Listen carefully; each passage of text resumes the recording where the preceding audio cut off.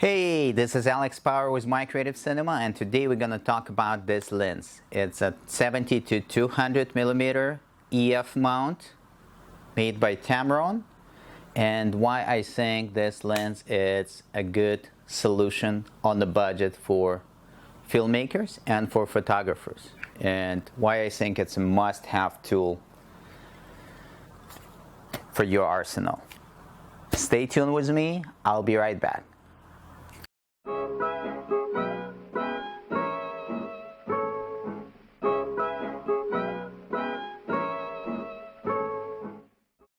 I had this lens for over 3 years right now, and I've tried different lenses of this kind. This is, by the way, F2.8.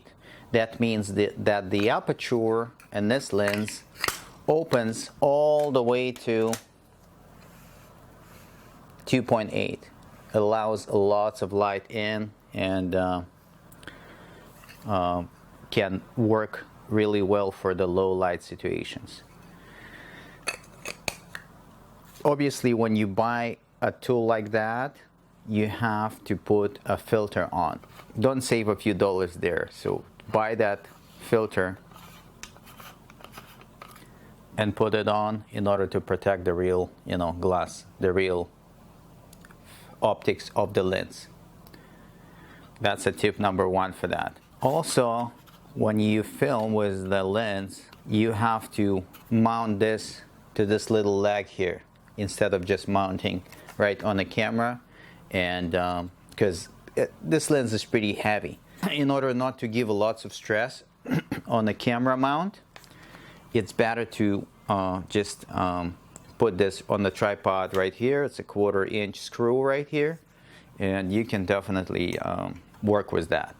When you film from far away, you get very nice coverage. Let's say you cannot get to your subject really close. For photography, it works the same way. So you'll be able to set up the camera on a distance and still get your object that you film into the focus. It has an autofocus, and it has image stabilizer or vibration compensation. That's how they call this in Tamron. Why I choose a Tamron over Canon? Well, simply tell you honestly, this lens is not better than Canon, and image quality, it gets pretty close to the Canon quality. So why did I pick up this one instead of Canon 70-200 2.8? Simply because of the price.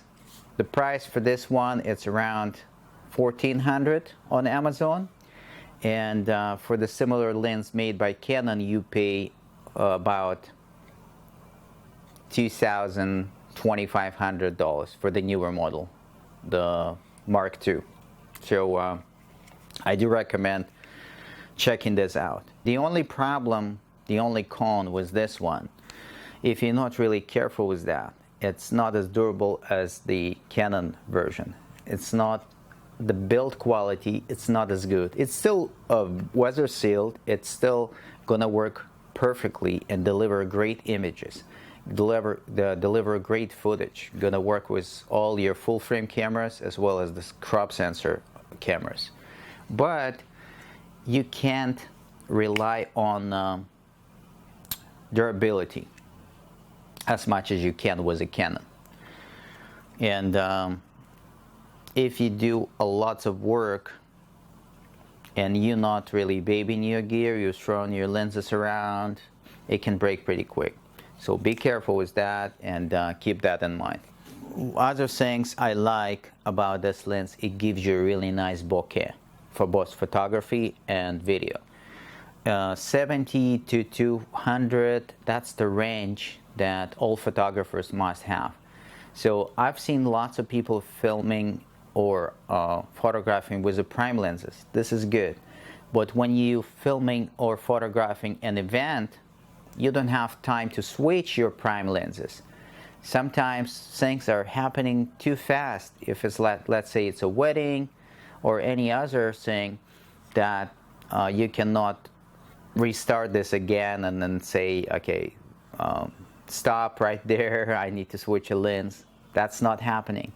So what you do, you have this range which starts around 75 to 80 millimeter. That's a portrait. That's where you take the portraits. It's beautiful. It comes out really smooth. You have this blurry background. It's just brilliant. This is a must-have lens for photography. For videography, same thing. You would need to get in a distance, in order to film with this lens. But for weddings, it's very handy.